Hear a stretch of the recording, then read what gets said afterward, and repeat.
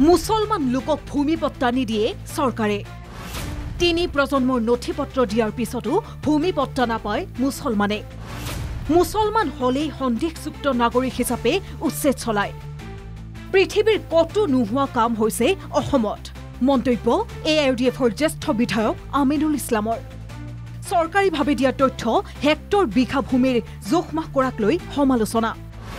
উচ্ছেদৰ পিছত শিক্ষাৰ্থীসকল অঘৰী হল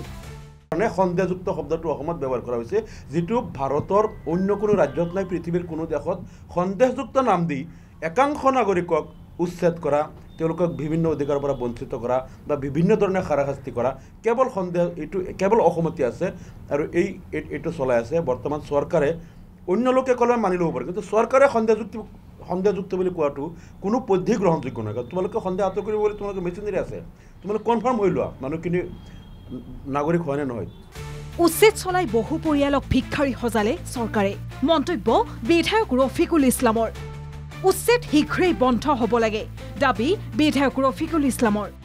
অসম চৰকাৰৰ মুৰব্বী মুখ্যমন্ত্ৰী হেমন্ত বিশ্ব ডাঙৰীয়াক আহ্বান জনাইছো আপুনি অমানৱীয় উচ্ছেদ বহুত কৰিলে যোৱা বছৰটো আপুনি হাজাৰ হাজাৰ পৰিয়াল আপুনি তেখেতসকলক উচ্ছেদ কৰি ৰাস্তাৰ ভিখাৰী বনালে তিৰপালৰ তলত তেখেতসকলে জীৱন যাপন কৰি আছে আপোনাৰ সাপৰৰ বিলাসীপাৰাৰ পৰা আৰম্ভ কৰি আছুডুবি হাছিলা বিল ইয়াৰ পিছত আপোনাৰ সোণাপুৰ ইয়াৰ আগতো গৰুখুটি হৈছে ডবকা ইয়াৰ পিছত আপোনাৰ লুতুমাৰি এতিয়াও আপুনি চলাই আছে এনেকুৱা ধৰণৰ অসমত উৰিয়ম ঘাট বিভিন্ন ঠাইত অমানৱীয় উচ্ছেদ কৰি আপুনি হাজাৰ হাজাৰ অসমীয়া ভাৰতীয় সেইসকলক আপুনি ৰাস্তাৰ ভিখাৰী বনালে তেখেতসকলে তিৰপালৰ তলত আছে মই ভাবো এইসকলৰ এতিয়া কোনো কাম বন নাই এইসকলৰ হাতত এইসকলৰ ইনকাম সোৰ্স আপুনি বন্ধ কৰিলে